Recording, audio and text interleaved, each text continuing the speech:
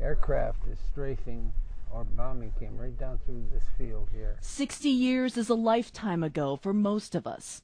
My guess would have been right over there. But not for Korean War veteran Richard Cadwallader, who has spent every day of those past 6 decades thinking about this airfield. Unbelievable. Cadwallader was 22 years old in 1953, an enlisted airman who landed in the final year of the Korean War at a remote base on the Yellow Sea.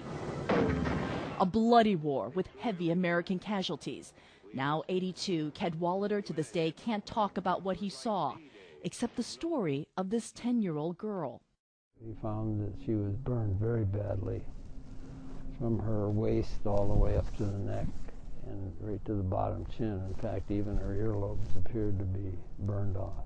The girl's mother carried her 5 miles on foot in the brutal winter to Cadwallader's base. She stood on her feet in front of the medic during that 2 hours, and what is remarkable is she never shed a tear or made a sound.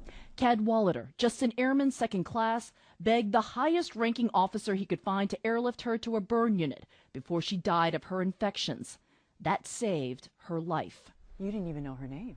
I didn't know her name, hardly even knew where she lived. But he never forgot that brave little girl, repeating the story again and again for 60 years, a story that made its way here to Korea.